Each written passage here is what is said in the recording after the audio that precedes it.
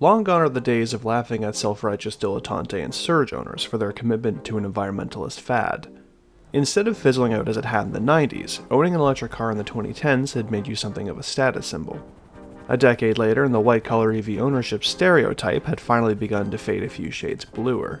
The exclusive Coil Owners Club was no longer gatekept by celebrities with god complexes, ULSA students with bottomless credit cards, and multi-level marketing masterminds.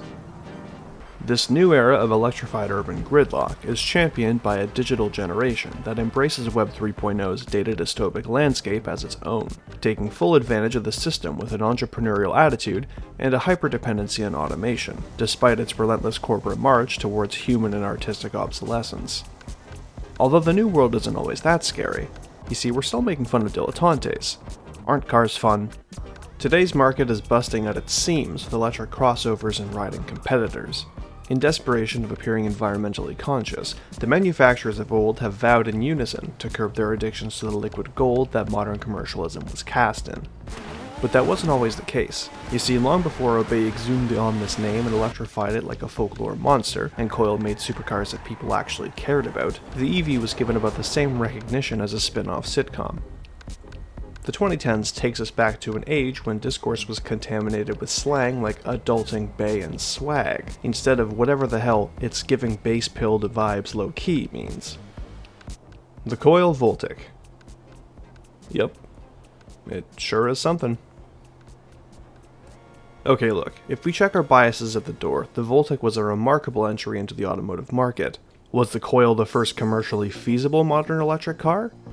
Of course not. Declasse already tried that shtick in the 90s, and scrapped it when our friends at Zero, Ron, and Globe Oil looked too closely. Instead, the Voltic was the most commercially successful example of a modern EV. In fact, it was so successful that when it came to environmentalist virtue signaling, even the staunchest liberal could turn the other cheek and ignore Coil's other lucrative business practice. But at the same time, there was a lot running against the Voltic. Though it might have proved that the EV could be a sporty roadster with an impressive gust of acceleration, it was a hard sell when it had half the range of a mammoth.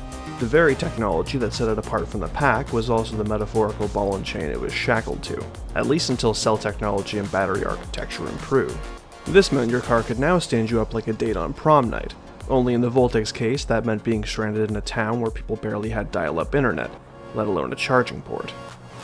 The Voltic's design is easy on the eyes. The smooth bodywork and tidy arrangement of vents and contours give the car a pleasing aesthetic.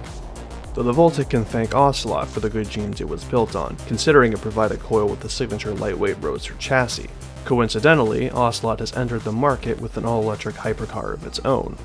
Here's the motor, and here's the interior. You're right, it does have a 5-speed manual gear shift, and only has a single gear. I have no idea either. Let's move on. Amidst the droning whir of the motor, pushing the pedal to the floor in a Voltic is still not enough to keep pace with the soccer mom and a weenie issy running late for meet the teacher night. Even if you somehow strapped a rocket to this thing, I'm sure it wouldn't matter in the slightest. We all know the Voltic is one of the quickest cars off the line, but only for a second or two. It's the automotive equivalent of being the quickest one in the bedroom. Sure, you've gotten there first, but in the end, everyone loses. The rush of excitement quickly dissolving into awkward silence and crippling existential disappointment. Did the Voltic solve the problems of the automobile, or did it create new ones? The methods by which we extract and dispose of EV batteries and the infrastructure we expect to uphold them conjure new environmental and ethical quagmires. We're entering some dangerous waters with these questions. I can already hear the Coil lawyers hammering out a defamation case. Or maybe they'll just sue Hijack again. Who knows? The Voltic might not have been Coil's magnum opus, but it was certainly their opening act.